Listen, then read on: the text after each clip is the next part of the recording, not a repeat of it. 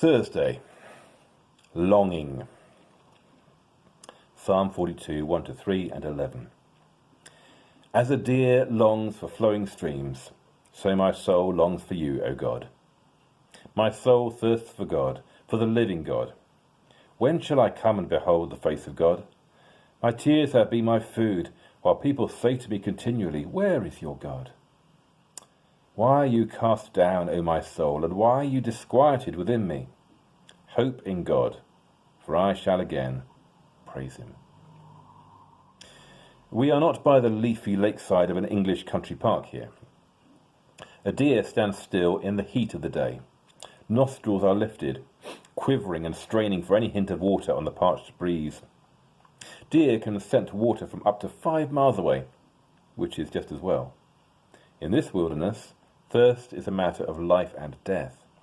And for this psalm writer, the search for God is just that. Something has gone missing that he knows his life depends on. Our most significant growing in life can often be traced to the experience of Jesus. The experience of loss. Sometimes it is the impact of a particular event, a tragedy perhaps. In the pain, in need of meaning and comfort, we find that answers that have worked for us until this point now sound hopelessly simplistic or even wrong. We must go searching with our questions, without yet knowing if we will find what we need to sustain life and faith. Sometimes, without warning or reason, life that has been fulfilling just goes empty on us. Weariness descends. An activity that once contained degrees of meaning and security no longer does so. We are bored with what so recently stimulated. The music no longer excites. The words have emptied of meaning. Where has it all gone? Why am I downcast? How should I respond? That seems to be the story behind this psalm. The excitement of faith is gone, and the poet is missing it acutely. He feels mocked by others because he can no longer join in as he once did.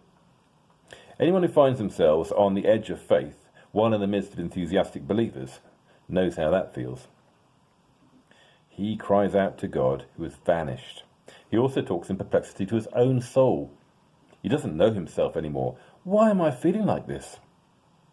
At such times, it is easy to assume that the fault lies with us, and there are times when it may do, but notice that the poet does not make that assumption here.